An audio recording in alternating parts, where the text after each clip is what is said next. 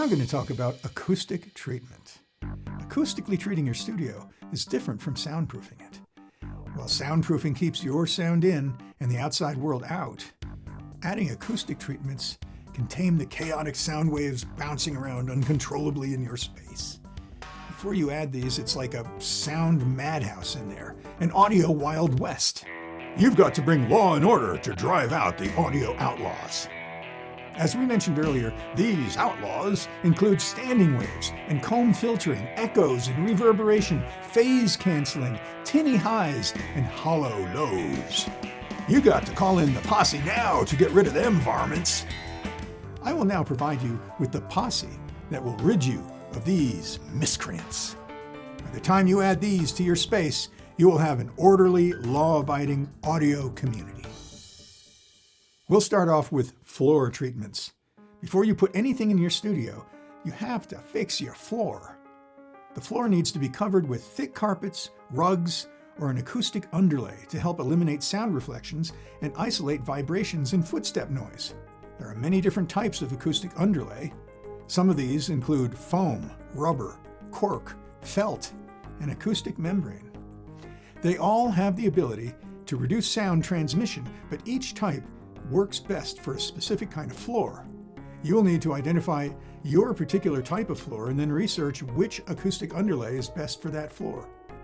Unless you have some experience with this, or are opting for a carpet or rug instead, you should probably consult with a specialist to make sure you're getting the best type of material for your type of floor. Then we have acoustic absorption panels. These come in two flavors: broadband absorbers and high-frequency absorbers. You also have bass traps, but we'll cover that later. Broadband absorbers are designed to capture and absorb a wide range of frequencies from low, mid to high. These are the large panels you often see in recording studios, restaurants, office buildings, and any other location where reducing the din of people noise is necessary. High-frequency absorbers are panels specialized for absorbing high-frequency sound waves. They're useful for reducing flutter echoes and absorbing unwanted upper frequency waves while retaining the brightness of the room. Flutter echoes occur when sound waves bounce back and forth between two parallel surfaces, creating a sharp, metallic or ringing sound with a distinct fluttering quality. They can be quite distracting and problematic when recording, if not treated. Now let's talk about bass traps. These also come in two flavors: corner traps and diaphragmatic absorbers. Corner bass traps are typically larger panels that are placed in the corners of the room to absorb low-frequency sound waves that can tend to accumulate in the corners. They help reduce bass buildup and improve the overall acoustics of the room. Diaphragmatic absorbers are thick panels and foam wedges that are designed to absorb low-frequency sound energy. They're typically placed on walls or wedged into corners to address bass resonance issues. Now let's talk about diffusion panels. Again, two flavors: quadratic diffusers and skyline diffusers. Quadratic diffusers look like wooden square pegboards with pegs of varying sizes. These panels scatter sound in different directions, effectively breaking up sound reflections and creating a sense of spaciousness in the room. Skyline diffusers scatter sound waves uniformly to eliminate standing waves and comb filtering. These panels are usually placed on rear walls to create a more balanced environment. And then we have ceiling clouds. They don't rain, but they are acoustic absorption panels that are suspended from the ceiling. They can be placed anywhere in the room, but most always hung above the recording desk. This creates a more even sound distribution. Other forms of acoustic treatment include reflection filters placed behind microphones, baffles, and gobos to separate instruments and equipment within the room. Gobo stands for go between. I know, the bow is not an acronym for between, but such is life. Deal with it. And proper monitor and subwoofer placement.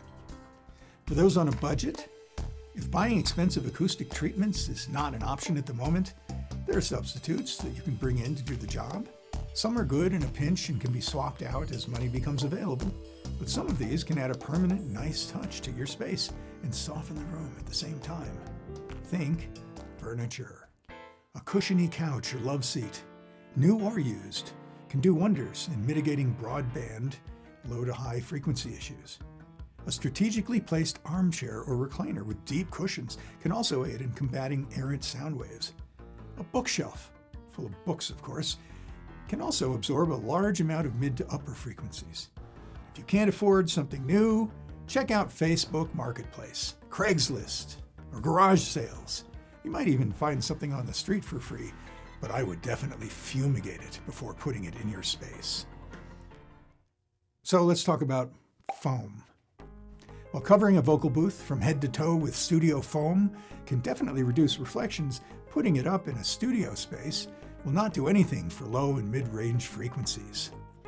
I would recommend only putting this up in areas where there are sound reflection problems to get rid of comb filtering and flutter echo issues.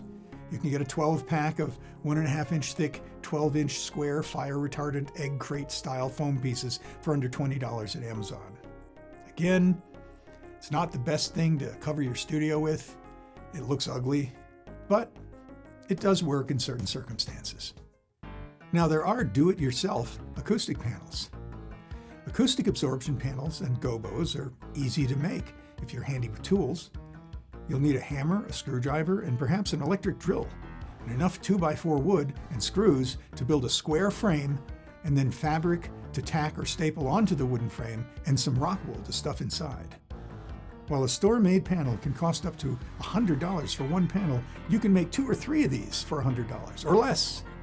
There are plenty of do-it-yourself videos on YouTube that will walk you through the process. So we touched on this earlier, but if a vocal booth is out of the question at this time, then consider getting a reflection filter for your microphone.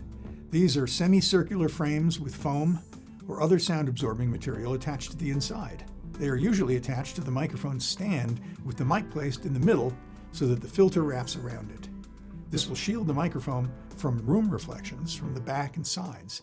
It's not perfect, but it does reduce some of the room noise. These go from around $50 for the no-frills model to over $300 for the top-end models with the best sound-absorbing materials. Another acoustic treatment consideration is where you decide to place your recording desk. There are many different takes on this. In the end, your decision should be based on the acoustics of your room. If the room is rectangular, and I have an option, I usually find myself placing the desk in the middle of the shorter wall. But this is entirely your choice. Should you face the wall or should you face the room? I usually face the wall when I'm working on my own projects. But I had a studio once where I was recording my band a lot. In that case, I placed the desk facing out into the room so I could see the band better. This is totally your choice, or perhaps your band's choice, if they don't want to stare at the back of your head all the time.